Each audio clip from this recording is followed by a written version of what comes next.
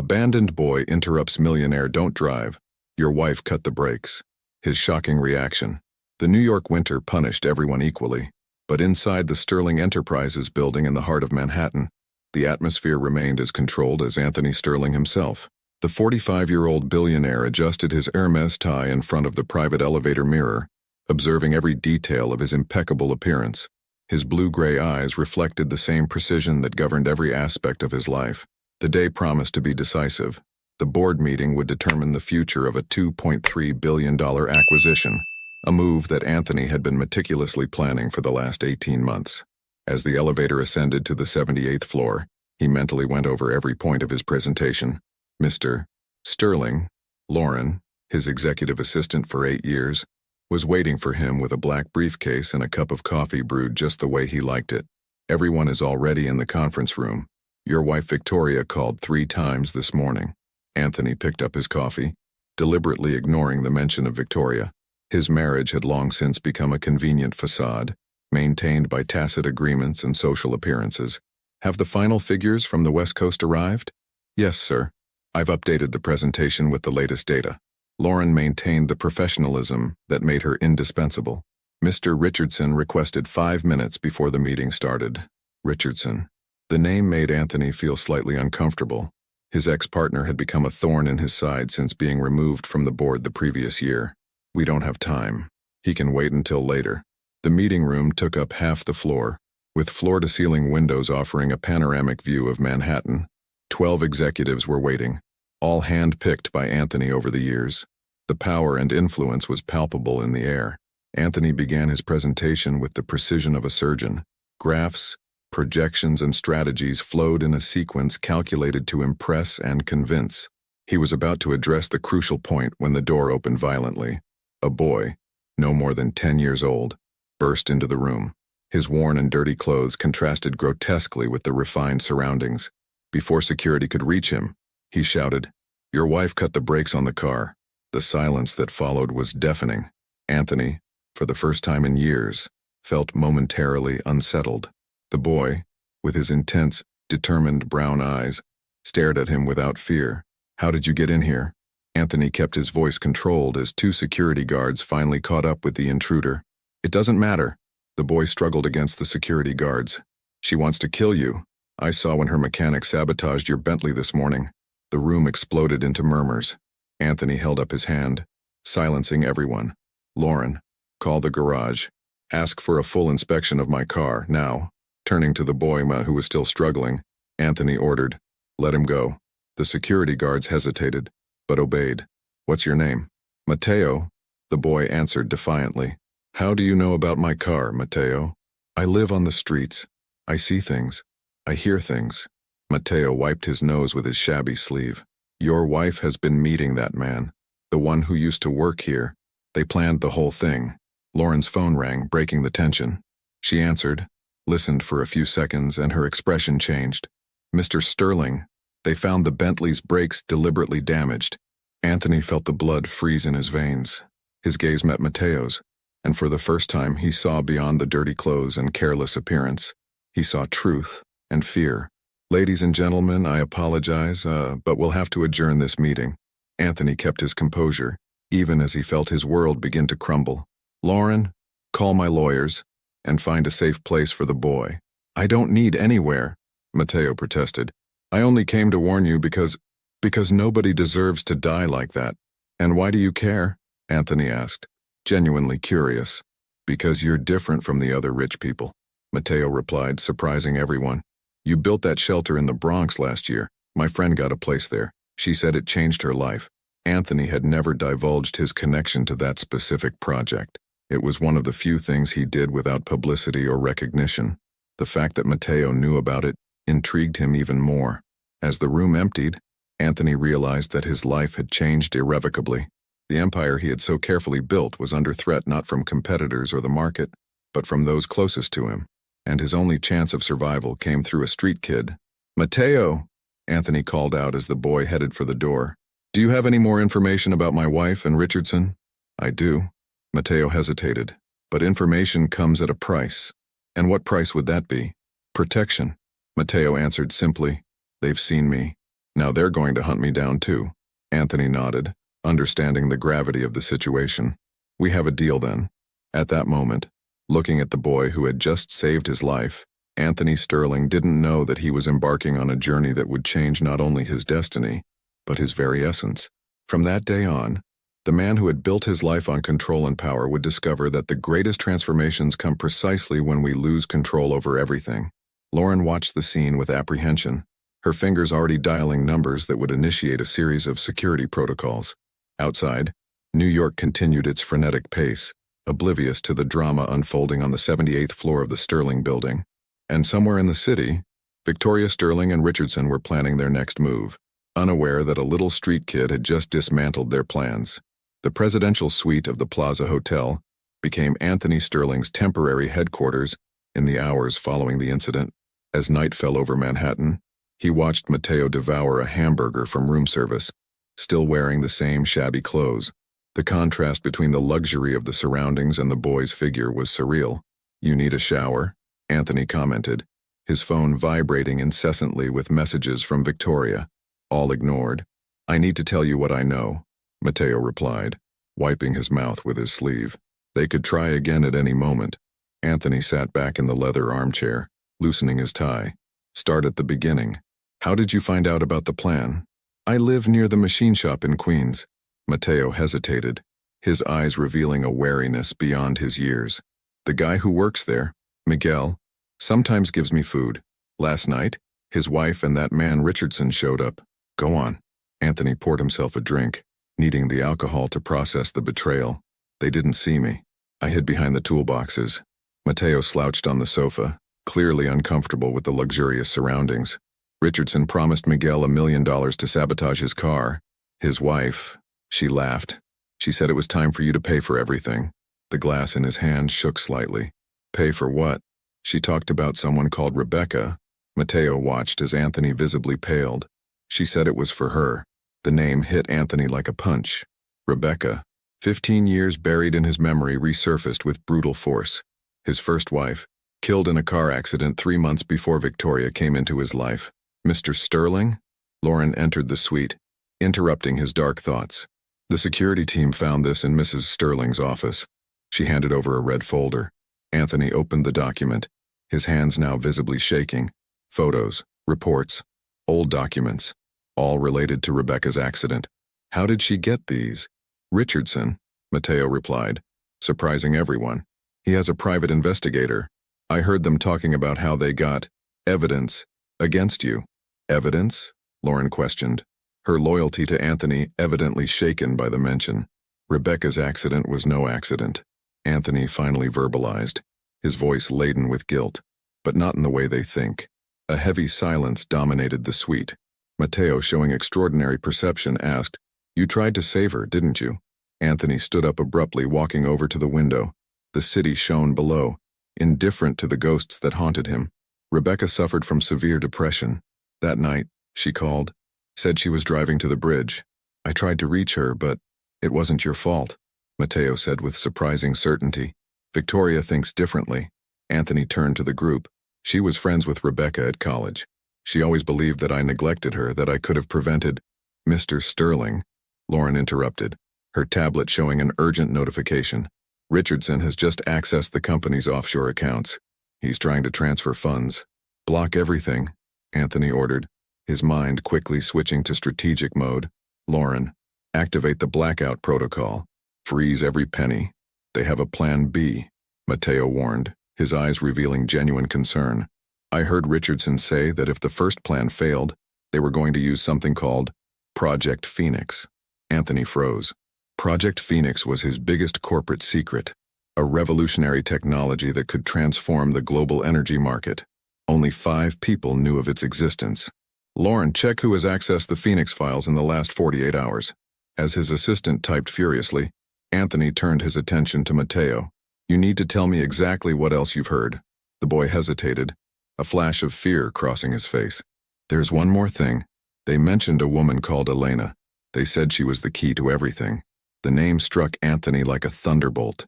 Elena Martinez, his housekeeper for 20 years, practically a second mother, the same Elena who had raised Rebecca as a daughter.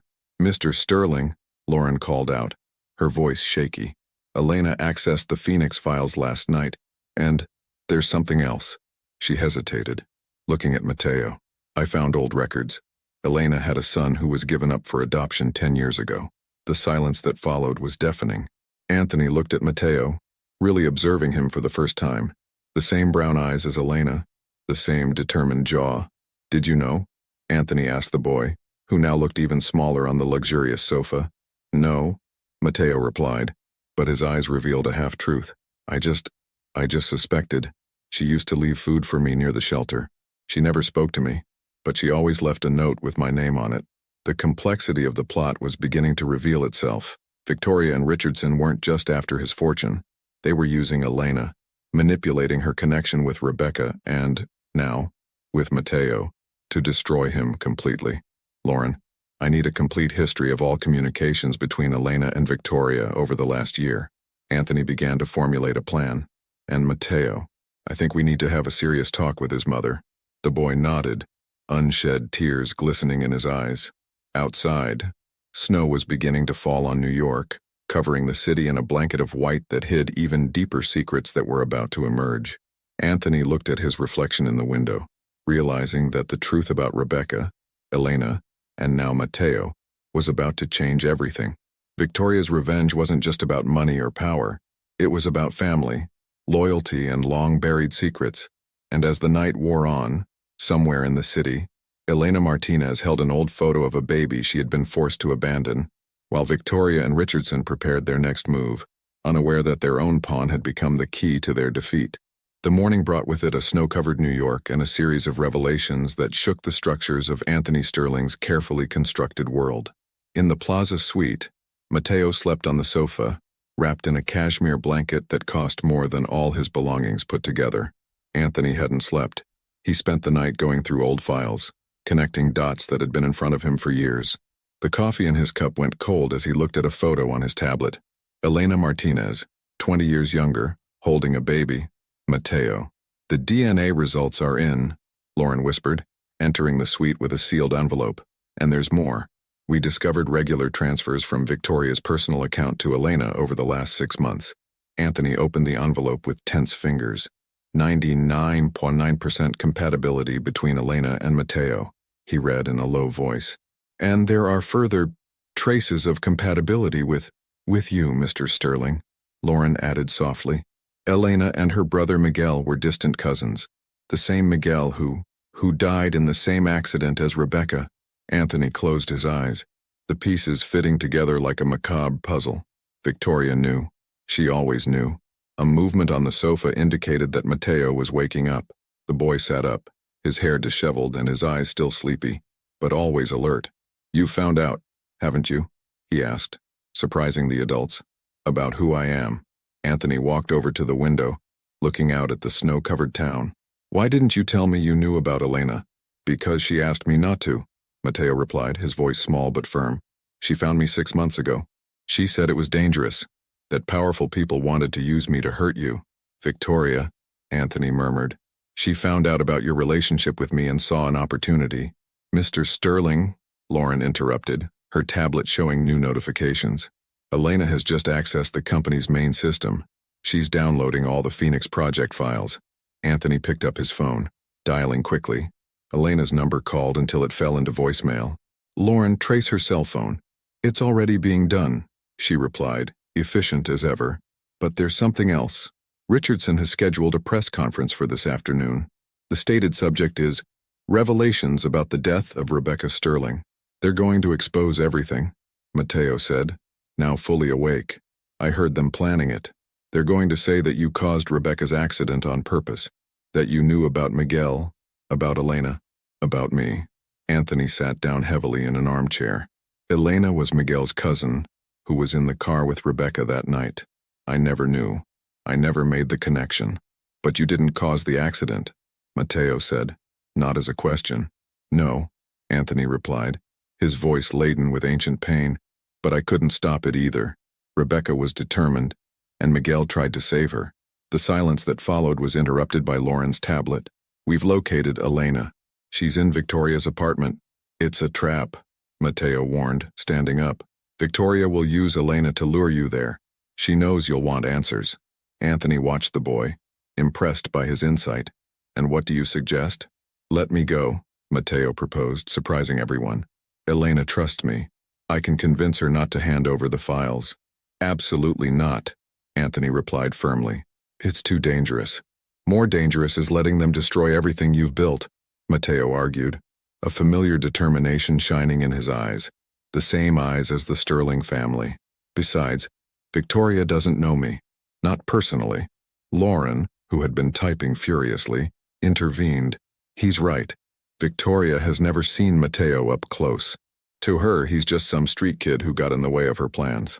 Anthony pondered, years of business instinct fighting against a new, protective feeling growing in his chest. I can't risk your safety. You're not risking it, Matteo insisted. I'm choosing to help, just like I chose to warn you about the car. A plan began to form in Anthony's mind. Lauren, how long until the press conference? 4 hours, she answered promptly. Long enough, Anthony decided, turning to Matteo. But let's do it my way. With protection, backup, and an escape route. The boy nodded, a small smile appearing on his face, like in spy movies. Better, Anthony replied, allowing himself a brief moment of pride in the boy's courage. Let's use their own greed against themselves. While the three planned their strategy, on the other side of town, Elena Martinez held a USB stick containing secrets that could destroy or save the Sterling Empire. On her cell phone, unread messages from Victoria promised millions in exchange for her cooperation, but in her heart, the weight of decades of secrets and the love for a son she was forced to abandon fought a silent battle. The snow continued to fall on New York, covering tracks and secrets, while an unlikely duo, a billionaire and a street kid, united by ties stronger than blood, prepared to face a storm that threatened to destroy not only fortunes, but also the fragile bonds of trust and family that were beginning to form. Victoria's apartment on Park Avenue remained silent as Elena Martinez held the pen drive between trembling fingers. Through the panoramic window, she watched the snowflakes dancing in the air, reminding her of another winter's afternoon, 10 years ago, when she was forced to make the hardest choice of her life. Are all the files here? Victoria emerged from the office, her impeccable elegance masking the cruelty of her intentions. Every detail of the Phoenix project? Si, Elena replied, her accent more pronounced due to nervousness. But I want your word on Matteo. He stays out of it. Victoria smiled, a gesture that didn't reach her eyes. Dear Elena, your son has already been involved from the moment he was born. A bastard Sterling. Imagine the scandal. On the other side of town, inside a surveillance van parked strategically 2 blocks from Victoria's building, Anthony adjusted the small communicator in Matteo's ear. Remember, he instructed, trying to control the anxiety in his voice. You just need to get in, talk to Elena, and get out. No heroics. Matteo nodded, now wearing clean but purposefully simple clothes. She'll listen to me. She has to. The building's security cameras are under our control, Lauren reported, her fingers dancing over multiple keyboards. Richardson just arrived. He's in the lobby. Anthony felt his stomach contract. Richardson's presence complicated everything. Matteo, if things get dangerous, I'll leave immediately, the boy added, rolling his eyes with a familiarity that made Anthony smile despite the tension. As Matteo prepared to leave, Anthony took his arm gently. There's something I need to tell you. About your father. Not now, Matteo interrupted, surprising everyone with his maturity. After we save Elena, we'll have time for all the truths. In the apartment, Elena watched Richardson enter, his impeccable Italian suit contrasting with his predatory expression. The journalists are confirmed for the press conference, he announced, pouring himself a drink. In 2 hours, the Sterling Empire will be history. What about the boy? Victoria asked, her heels echoing on the marble floor. Our men are looking, Richardson replied. But he doesn't matter now. With these files and Elena's story, Anthony will be finished. Elena felt nauseous. The memories hit her like waves. The secret affair with Miguel, the birth of Matteo, Victoria's blackmail that forced her to give the baby up for adoption.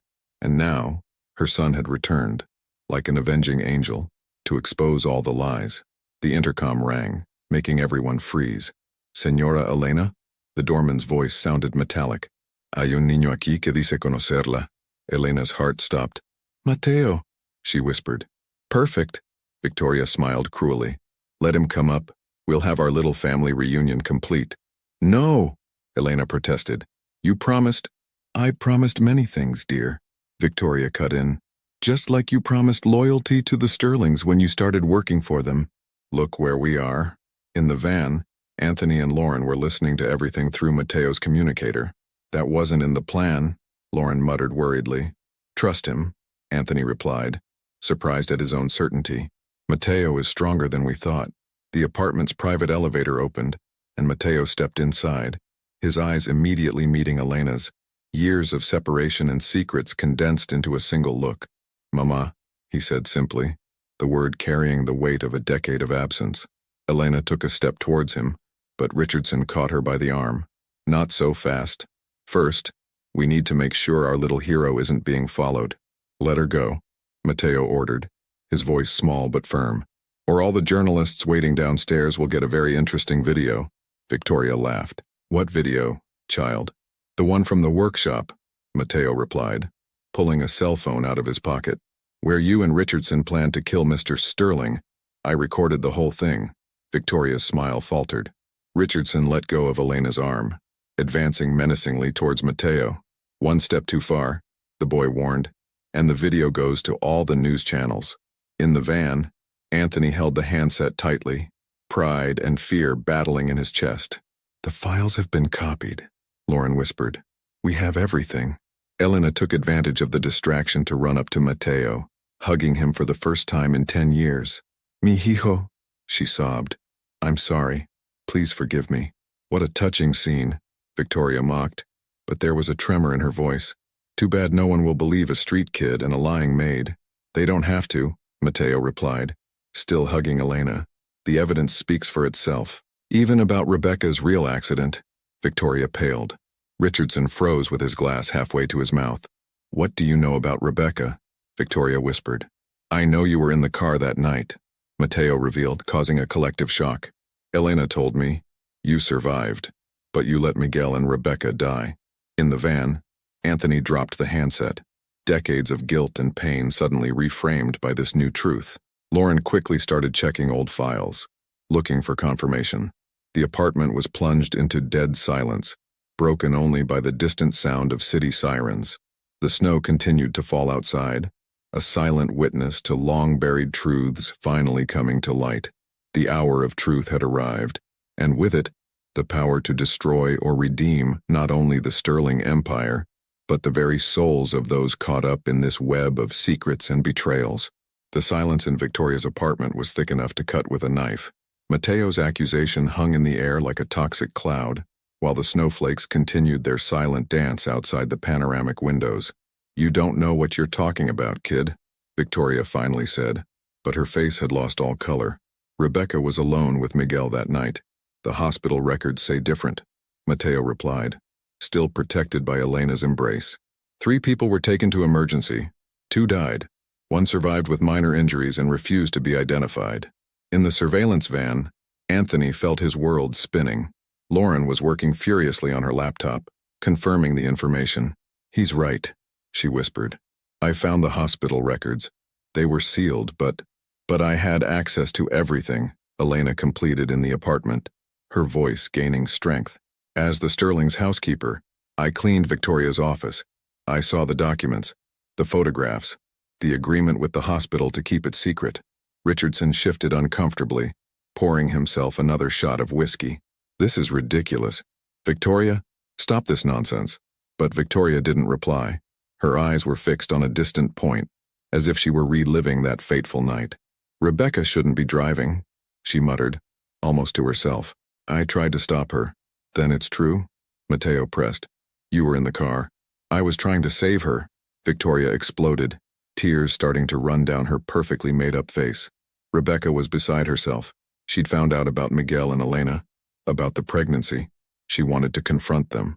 In the van, Anthony closed his eyes, the pieces of the puzzle finally falling into place. Lauren, call the police. Now, back at the apartment, Victoria continued her involuntary confession. I got in the car to try and calm her down. Miguel followed us in his own vehicle. On the bridge, Rebecca accelerated. Miguel tried to block the way. His voice faltered. It all happened so fast. And you ran away, Elena accused, decades of bitterness in her voice. You let Miguel die. You let Rebecca die. And then you used that to blackmail me, to force me to give up my son. Richardson intervened, trying to regain control of the situation. That doesn't change anything. We still have the Phoenix Project files. We can still destroy Anthony.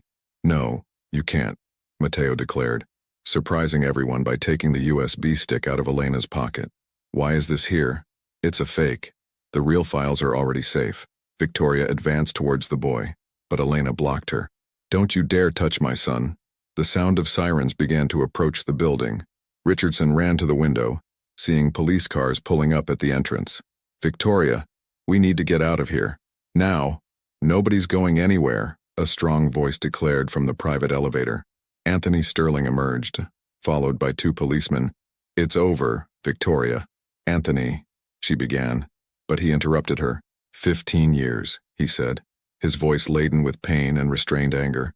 15 years you let me carry the blame for Rebecca's death. You married me knowing I was in the car, knowing the truth. I loved you, Victoria shouted.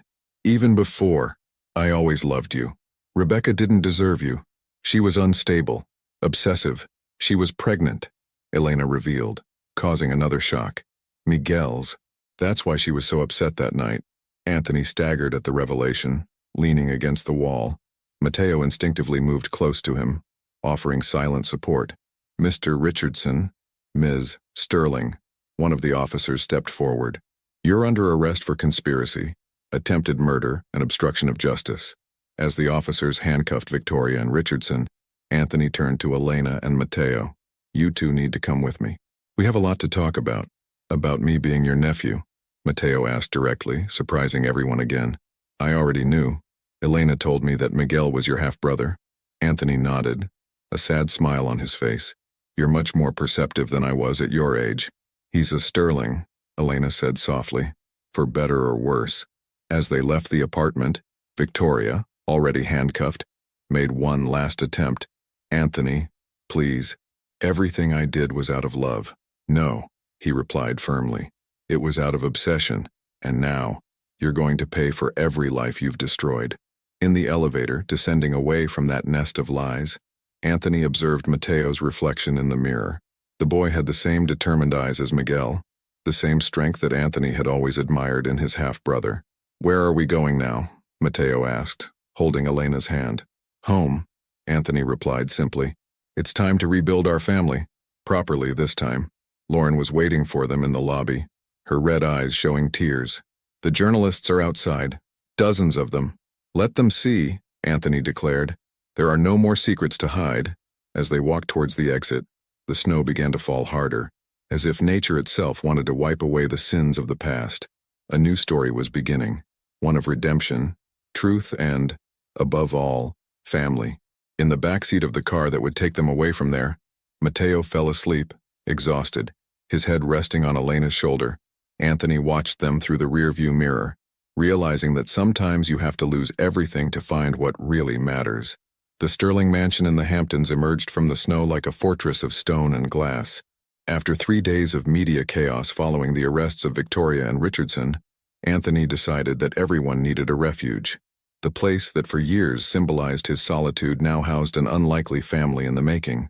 This room is bigger than the whole shelter I used to sleep in, Mateo commented, exploring his new space on the second floor. The neutral, sophisticated decor contrasted with the battered backpack that carried his few belongings. We can redecorate it however you like, Anthony offered, watching from the doorway. He was still learning to navigate his new role as uncle and guardian. Maybe add some colors. Blue, Mateo decided quickly. It was my father's favorite color, Miguel's. The name still caused a twinge in Anthony's chest. Miguel loved the ocean. We spent hours on the beach when we were young. Before your mother forbade contact between you, Mateo added, taking a seat on the king-size bed. Elena told me a few things. Downstairs, Elena was organizing the kitchen with the efficiency of someone who knew every corner of the house. Lauren, who had insisted on accompanying them, was typing furiously on her laptop at the kitchen island. "The company's shares have stabilized," she reported as Anthony entered. The announcement about the truth of the accident and the attempted sabotage calmed investors. "And Victoria?" Elena asked, her voice tense. "Without the right to bail," Lauren replied. "The evidence is overwhelming.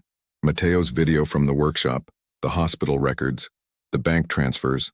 Anthony poured himself a cup of coffee, looking out of the window at the snow that continued to fall. "How could I not have noticed before? All the signs were there. Sometimes we become blind to what we don't want to see," Elena commented softly, pouring a cup of hot chocolate for Mateo, who had just come downstairs. "It took me years to accept that I needed to confront the truth myself." "About me?" Mateo asked, blowing on the chocolate. "About everything, mi amor." Elena touched his face lovingly. "About Miguel? About Victoria's blackmail? About how I allowed fear to control me for so long?" Anthony sat down next to his nephew. "Miguel was more than my half-brother. He was my best friend. Even when our mother tried to break us up, he always said that family goes beyond blood." "Is that why you built that shelter in the Bronx?" Mateo asked. "To help families?" A sad smile appeared on Anthony's face. "Miguel had that dream, to create safe places for homeless children. After the accident, fulfilling that dream was my way of keeping him alive." Lauren closed her laptop, hesitating. "Mr. Sterling, there's something you need to know about Project Phoenix." "Are the files safe?" he asked, tense. "Yes, but..." She bit her lip. "I found something in the codes, a digital signature. Miguel was working on the project before he died." Silence fell heavily over the kitchen. Anthony stood up abruptly, walking over to the window. "He never told me. He wanted to surprise you," Elena revealed. "He said it would be your birthday present, a technology that could provide clean energy to communities in need." Mateo watched the scene with attentive eyes. "Is that why Victoria and Richardson wanted the file so badly? Because they had my father's work in them?" "Partly," Lauren explained. "The Phoenix project is worth billions, but with Miguel's signature, they could claim part of the intellectual property." "They didn't count on you, pequeño." Elena smiled at Mateo. Even Victoria didn't imagine that the street kid who ruined her plans would turn out to be her own nephew. Anthony turned to the group, a decision forming in his eyes. "The Phoenix project will be dedicated to Miguel's memory, and part of the profits will go towards expanding the network of shelters." "Can I help?" Mateo asked, surprising everyone. "I know a lot of children on the streets. I know what they need." Anthony felt his heart squeeze. This boy, who had every reason to be bitter and suspicious, showed a compassion that reminded him so much of Miguel. "Of course you can. In fact, I need a special consultant for this project." Lauren smiled, making notes. "I'll prepare the necessary documents for the project and..." She hesitated, looking at Elena and Mateo. "For shared custody," Anthony added. "If Elena agrees, of course." Elena hugged Mateo, tears in her eyes. "We've wasted enough time apart." The snow outside was beginning to thin, revealing a sky that was slowly clearing. In the kitchen of the Sterling mansion, 4 different people, united by tragedy and redemption, were beginning to understand the true meaning of family. "Miguel would be proud," Elena whispered, watching Mateo and Anthony discussing ideas for the new shelters. "Of all of us," Lauren smiled, closing her files. "Family goes beyond blood." She repeated Miguel's words, seeing how that simple truth had transformed all their lives. The mansion, once a symbol of loneliness and secrets, now echoed with the sound of laughter and plans for the future. The shadows of the past were still there, but now they only served as a reminder of how far they had come and how far they still had to go. A week had passed since moving to the Hamptons. The snow had given way to a dry chill, and the Sterling mansion was gradually coming alive with the presence of its new inhabitants. Mateo's room, now painted in shades of ocean blue, reflected the personality of the boy who was gradually letting his guards down. That morning, Anthony found his nephew sitting on the covered veranda, watching the rough sea. A brown envelope rested on his lap. "They're my father's letters," Mateo said without turning around. Elena kept them all. He wrote to her every week when he found out about the pregnancy. Anthony sat down next to the boy, his heart heavy. "Miguel has always been the sentimental one in the family. He talks about you in them." Mateo opened one of the letters, the paper already yellowed by time, "about how you planned to change the world together. even when your mother tried to keep you apart. In the mansion's office, Lauren was organizing a mountain of documents when Elena entered with a tray of coffee. The lawyers called, Lauren informed her, accepting a cup. Victoria is trying to make a deal. She wants to exchange information about other corporate crimes for a reduced sentence. Elena shook her head. She'll never change, always looking for a way to benefit herself. There's more. Lauren hesitated. We found records of other families she's blackmailed over the years. It wasn't just you, Elena. On the balcony, Anthony listened to Mateo read extracts from Miguel's letters. Each word was like a stab of guilt and regret. My son will be born into a complicated world, Mateo read, his voice trembling slightly. But I have hope. Anthony will understand. He's always been stronger than our mother, stronger than the name Sterling. He was wrong, Anthony interrupted, his voice hoarse. I wasn't strong enough. I let appearances and expectations control me for years. But you're changing that now. Mateo folded the letter carefully. People at the shelter talk about you, about how you help without wanting recognition. A noise inside the house caught his attention. Lauren appeared at the balcony door, her face tense. Mr. Sterling, I just got a call. Your mother, she's on her way here. Anthony felt his blood run cold.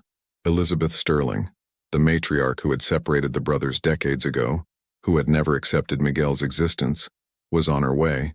She can't take me, can she? Mateo asked, a touch of fear in his normally confident voice. No, Anthony replied firmly, placing a protective hand on his nephew's shoulder. No one is going to break up this family again. Elena emerged onto the balcony, pale. Elizabeth, she always knew about Mateo. Victoria told her years ago. And she did nothing. Anthony stood up, decades of resentment bubbling to the surface. She paid Victoria to keep the secret, Lauren explained, consulting her tablet. I found the transfers monthly, since Mateo's birth, to protect the Sterling name. Anthony laughed bitterly. It's always been about that. Mateo stood up, carefully putting the letters back in the envelope. I want to meet her. Mateo, don't, Elena began, but the boy interrupted her. I need to look into her eyes, he said with surprising maturity. I need to understand why she hated my father so much that she chose to pay to keep me away. Anthony watched his nephew with a mixture of pride and concern. Are you sure? I'm sure, Mateo replied. Miguel didn't shy away from confrontation.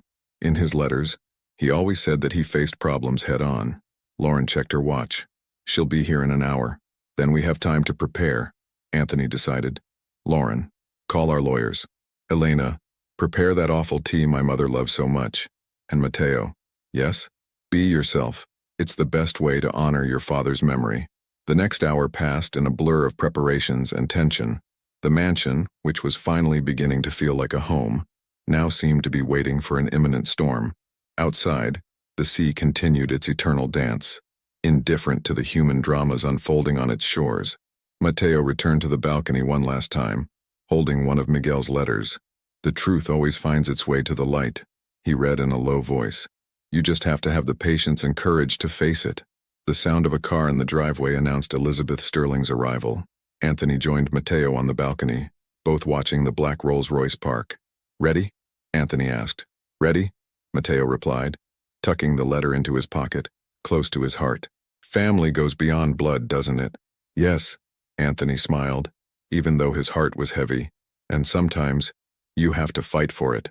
Elizabeth Sterling emerged from the car, her figure as imposing and authoritative as ever.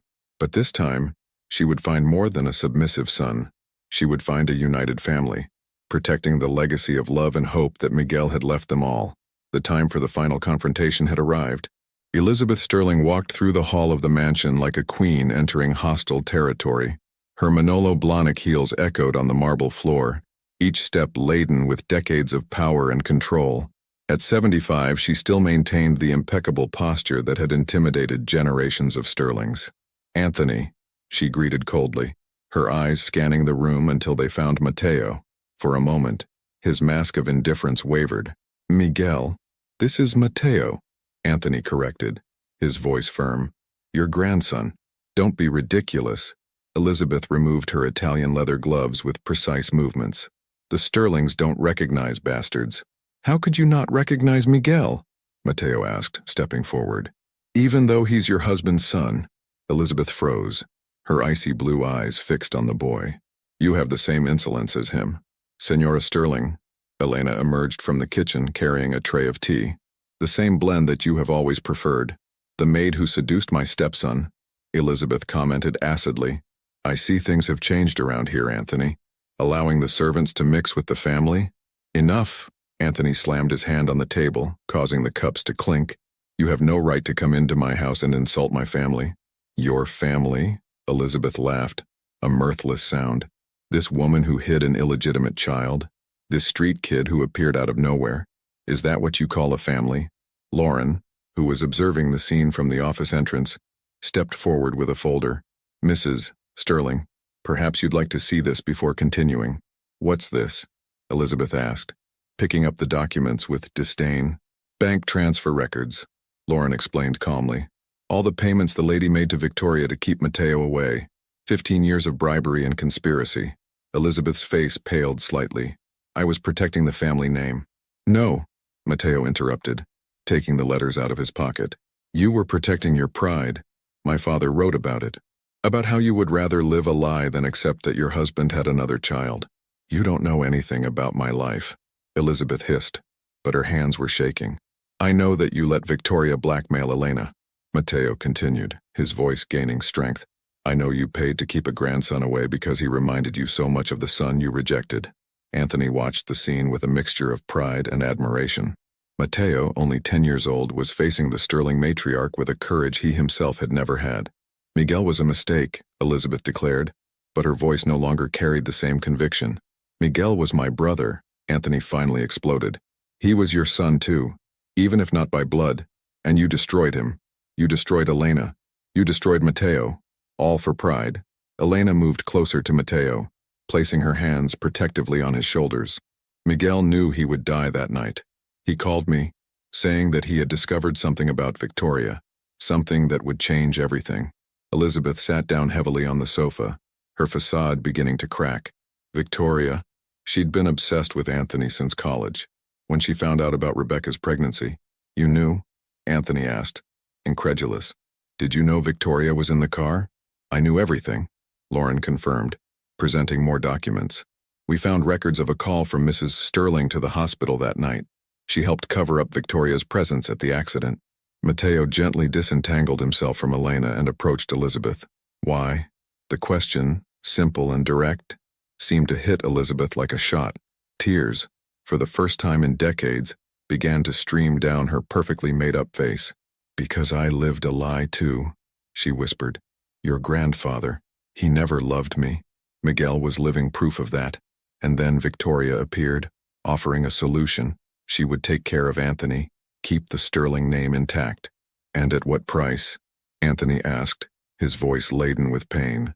My soul, Elizabeth replied, looking for the first time directly at Mateo, and the chance to meet you. The silence that followed was deafening. Lauren discreetly collected the documents, while Elena prepared another cup of tea, this time with trembling hands. It's not too late, Mateo said softly, surprising everyone. My father wrote that forgiveness is stronger than pride. Elizabeth looked at her grandson, really seeing him for the first time. The same eyes as Miguel's, the same compassion she had tried so hard to stifle. I don't deserve forgiveness, she muttered. It's not about deserving it, Anthony intervened, taking a seat next to his mother. It's about choosing to be better. Miguel always believed that.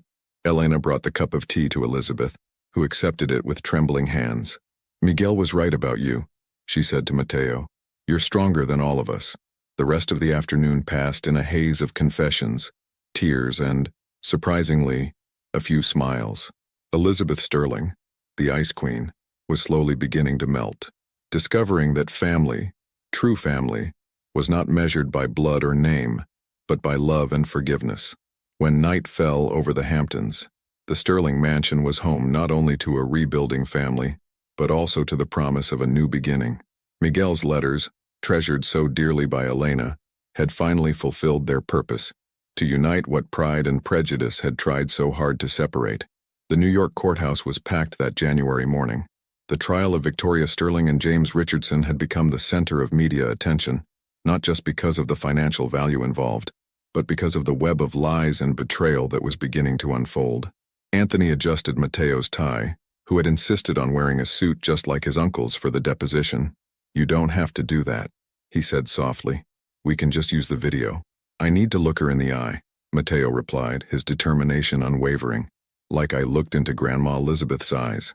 In the front row of the courtroom, Elizabeth Sterling sat upright, her silver hair perfectly groomed. 2 weeks had passed since her visit to the Hamptons, and each day brought small progress in rebuilding their relationship. "The state of New York versus Victoria Sterling and James Richardson," the officer announced, and a heavy silence fell over the courtroom. Victoria entered, escorted, her usual elegance replaced by a prison uniform that seemed to emphasize her pallor. Her eyes immediately met Mateo's, and for the first time he saw fear in them. "Your Honor," the prosecutor began, "the state will present evidence of a conspiracy spanning more than a decade, culminating in attempted murder and corporate fraud." Elena, sitting between Anthony and Elizabeth, clasped the crucifix she carried around her neck.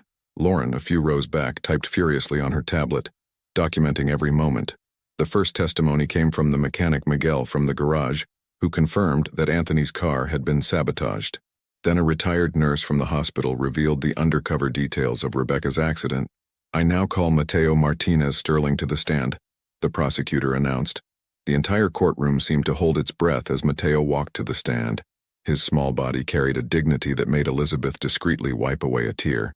"Mateo," the prosecutor began gently, "can you tell us about the night you heard Mrs. Sterling and Mr. Richardson in the workshop?"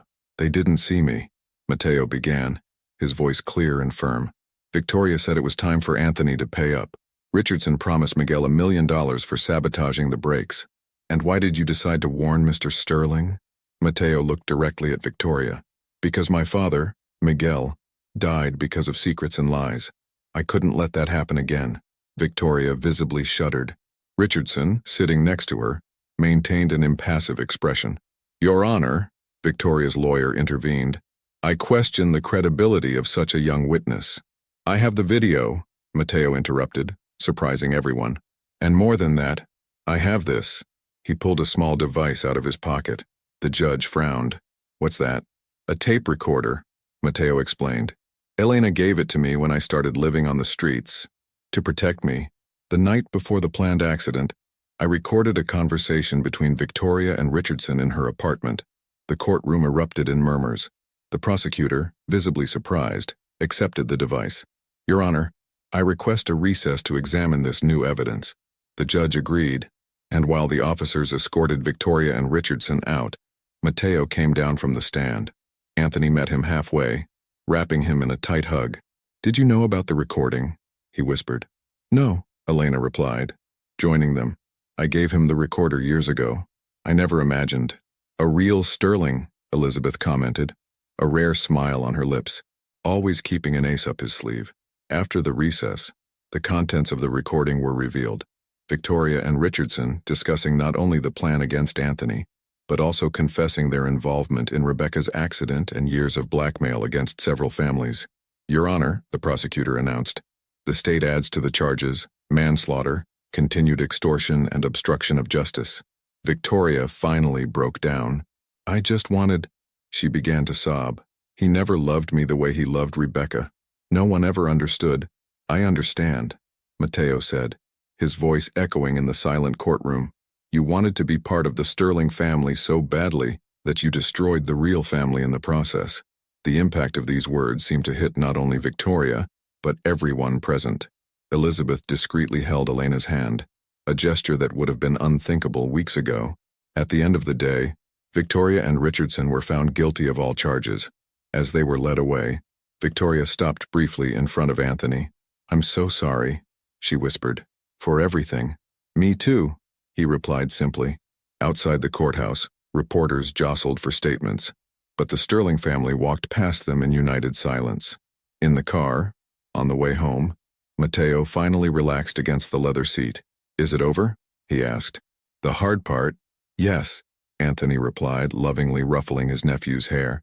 "Now we start to rebuild. As a family," Elizabeth added softly. Elena smiled, holding her son's hand, as Miguel always wanted. Lauren, reviewing her notes, commented, The newspapers will have material for months. Let them talk, Anthony declared. The only truth that matters is the one we know. The snow was beginning to fall again on New York, covering the city in a white blanket of renewal. In the limousine that was taking them home, 4 generations of a broken and reconstituted family were finally finding their way back to each other. And somewhere, Miguel was smiling. Spring arrived in the Hamptons, bringing with it more than flowers and longer days. 3 months after the trial, the Sterling mansion pulsed with a different energy. Mateo's bedroom, now completely transformed, displayed not only ocean blue walls, but also an entire wall of photographs, some old, of Miguel, others new, of the reconstituted family. The Phoenix Project is ready for launch, Lauren announced over breakfast, while Mateo devoured pancakes prepared by Elena. The press is already calling it the energy revolution of the century. Anthony, who was watching the sea from the kitchen window, turned with a smile. Miguel would be proud. His work will finally see the light of day. What about the shelters? Mateo asked, wiping syrup from the corner of his mouth. When do we start the expansion? Eager to start your work as a junior consultant? Elizabeth walked into the kitchen, her heels replaced by comfortable sneakers, one of the many subtle changes in her transformation. I have a list of suggestions, Mateo replied seriously. Things I learned on the street, things that can really help. Elena, who was preparing more pancakes, felt her eyes water. Seeing her son, once so suspicious and defensive, now planning to help other children, was more than she could have dreamed of. Actually, Anthony began, exchanging a complicit glance with Lauren. We have a surprise for you. Mateo. Lauren projected an image onto the digital screen in the kitchen, the floor plan of a modern building, with green areas and large spaces. This is the first Miguel Sterling Community Center, Anthony explained. It will be more than a shelter. It will have a school, medical care, training programs, and a science lab, Elizabeth added, surprising everyone. Paid for with the money I used to keep secrets. Mateo got up from his chair and approached the projection. Where will it be built? In the Bronx, Lauren replied. In the same neighborhood where you used to sleep. The silence that followed was broken only by the sound of the waves outside. Mateo touched the projected image, his fingers tracing the contours of the building. There's one more thing, Anthony said softly, signaling Elena. She left the kitchen briefly, returning with a gold envelope. The official adoption papers, she explained, her voice breaking. If you want, of course. Anthony will officially be your legal guardian along with me, Elena continued. A shared custody arrangement. What about me? Elizabeth asked, a rare vulnerability in her voice. You'll be officially registered as a grandmother, Lauren clarified, with all the rights and duties that entails. Mateo took the envelope with trembling hands. Can I use his name? Mateo Miguel Martinez Sterling, Anthony pronounced. It has a certain power, don't you think? The boy didn't answer immediately. Instead, he walked over to the wall of pictures in his favorite living room. There, one photo in particular caught his eye. Miguel, young and smiling, on the beach in the Hamptons. He's here, isn't he? Mateo asked softly. In some way? In each of us, Elizabeth replied, joining her grandson. In his smile, in Elena's kindness, in Anthony's strength, and in your ability to change, Elena added, looking fondly at the former employer she now considered family. Lauren, discreetly wiping away a tear, began to list the next steps. The adoption ceremony is scheduled for Monday. The press conference about the Phoenix Project will be on Tuesday, and the opening of the community center. It can wait, Anthony interrupted gently. Today is family day. As if in agreement, the sun shone brighter through the windows, illuminating the kitchen with a golden light. Mateo, still holding the envelope, looked at every face present, his mother, his uncle, his grandmother, even Lauren, who had become an indispensable part of that peculiar family. So, he said, a familiar smile playing on his lips, who's going to teach me to swim? Dad wrote in his letters that he spent hours in the ocean. I'll teach you, Anthony and Elizabeth offered simultaneously, making everyone laugh. Elena started preparing a picnic basket, while Lauren, abandoning her tablet, offered to look for beach gear in the attic.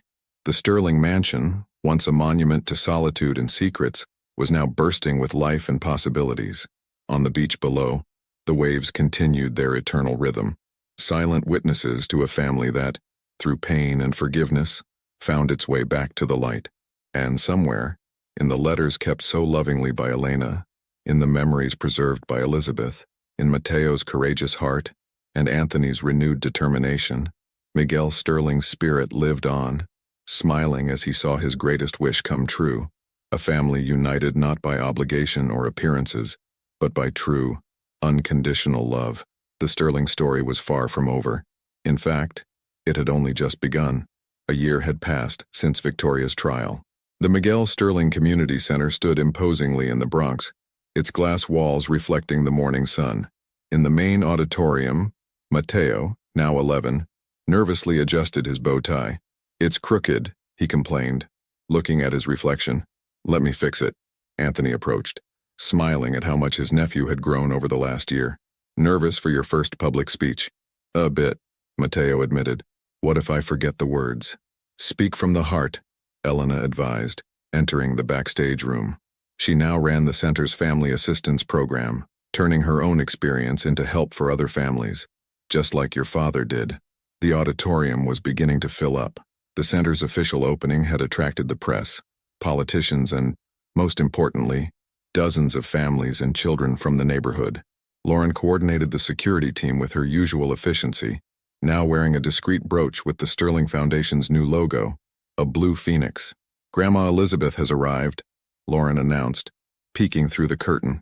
With the Phoenix Project investors, Elizabeth Sterling had transformed over the last year. She still maintained her elegant posture, but her eyes now carried a warmth they had never known before. She had assumed the presidency of the newly created Sterling Foundation, channeling decades of networking experience into a greater cause. 5 minutes, Lauren warned. Mateo took a deep breath, pulling a folded piece of paper out of his pocket, one of Miguel's letters. "Can I read an excerpt?" "In the speech?" "Of course, mi amor," Elena replied, smoothing back an unruly lock of her son's hair. The buzz in the auditorium died down when Anthony took to the stage. Under the spotlight, he looked different from the cold businessman he used to be. "A year ago," he began, "this family faced its greatest crisis. We discovered that the biggest lies sometimes hide the biggest truths, and that family is not defined by blood or name, but by love and choices." In the front row, Elizabeth discreetly wiped away a tear. Next to her, some of the former Sterling Enterprises executives, now part of the foundation's board, nodded in approval. "The Phoenix Project," Anthony continued, "is not just a technological revolution. It's my brother Miguel's legacy, a dream of making clean energy accessible to everyone. But today, we're not just here to celebrate technology." He paused, looking backstage where Mateo was waiting. "We're here to celebrate transformation, and no one knows more about transformation than my nephew, Mateo Miguel Martinez Sterling." The auditorium applauded as Mateo took to the stage. His small body carried a presence that made several journalists lean back in their chairs. "A year ago," Mateo began, his voice clear and firm, "I was sleeping on the streets near here. Today, thanks to the love of a family I have learned to call my own, I stand before you to inaugurate a place that will change lives." He unfolded Miguel's letter. "My father wrote these words before he died. The real power is not in how much money you have, but in how many lives you can touch. One day, I hope my son will understand that the Sterling name is not about privilege, but about responsibility." Elena and Anthony exchanged emotional glances from backstage. Elizabeth, in the audience, held Lauren's hand tightly. "This center," Mateo continued, "is not just a building, it's a promise. The promise that my father made, that my Uncle Anthony kept, that my grandmother Elizabeth honored, and that my mother Elena taught me, the promise that no one has to face their battles alone." The silence in the auditorium was absolute. "Today, we inaugurate more than a community center. We are inaugurating a new chapter in the Sterling story, a chapter written not with ink, but with love, forgiveness, and hope." The applause was deafening. Elena could no longer hold back her tears. Anthony felt his heart almost burst with pride. After the ceremony, while the families explored the center's facilities, Mateo found a moment of quiet in the rooftop garden, a green space suspended over the Bronx, where plants and solar panels coexisted in harmony. "Your father used to dream of places like this," Elizabeth said, joining her grandson. "Places where technology and humanity could coexist." Do you think he'd be proud? Matteo asked, looking out at the city stretching to the horizon. He already is, Anthony replied, approaching with Elena. Proud of all of us. Lauren appeared with a camera. Family moment.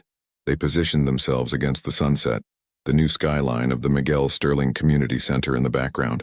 It wasn't just poses and appearances anymore, it was genuine smiles, real hugs, real love. Sterling Family 2.0, Matteo joked, making everyone laugh. The camera flash captured more than an image. It captured a moment of complete transformation. A family that had learned that the strongest bonds are not those imposed by blood or tradition, but those forged through love, forgiveness, and the courage to change. And up there, as the sun painted the New York sky in shades of gold and pink, Miguel Sterling's spirit smiled, knowing that his greatest dream had come true in ways he couldn't have imagined. The phoenix had risen from the ashes, stronger and more beautiful than ever. 5 years later, the Columbia University campus was buzzing with the energy of the start of the fall semester. Among the freshmen walking through the historic main gate, Mateo Miguel Martinez Sterling, now 16, carried not only his backpack, but the weight of a transformed legacy. Advanced Environmental Engineering Program, Lauren commented, consulting her tablet as she walked beside him. Your father would have loved it. Youngest freshman in the class, Anthony added, proudly adjusting his nephew's tie. But are you sure you don't want to wait a few more years? Mateo smiled, now almost as tall as his uncle. The Phoenix Project needs the next generation of innovators. Besides, he looked at the main college building. This is where it all began, isn't it? Elena, who had remained silent until then, took her son's hand. This is where your father met Rebecca, where Victoria plotted her revenge, and where you are now going to write a new chapter. Speaking of new chapters, Elizabeth approached, elegant as ever in her Chanel ensemble. The figures from the community center have arrived. 300 families assisted in the last quarter, 70 homeless children taken in and reintegrated. What about the scholarship program? Mateo asked, his genuine interest evident. 15 students start today, along with you, Lauren replied. All from the center. Anthony watched his nephew with admiration.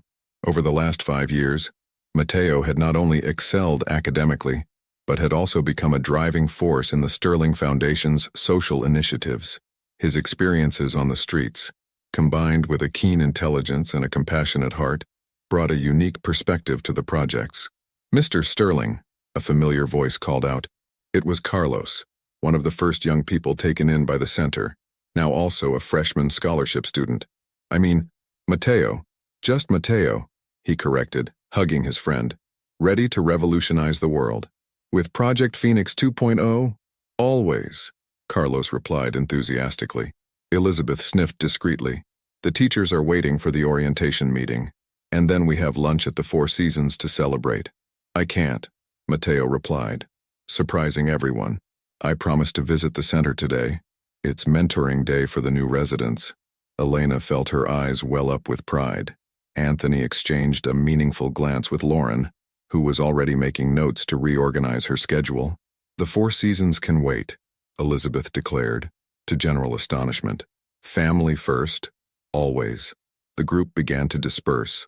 Lauren to organize the day's logistics, Elizabeth for a foundation board meeting, Carlos to meet other freshmen. Hijo, Elena called out softly before Mateo headed off to orientation. Your father left something for this day. She handed over a yellowed envelope, saved for 2 decades. On the front, in careful handwriting, it read, For my son, on his first day of college. Mateo held the envelope reverently. How did he know? Miguel always knew you would do great things, Anthony replied. Even before you were born. Alone for a moment on the historic steps of Columbia, Mateo opened the letter.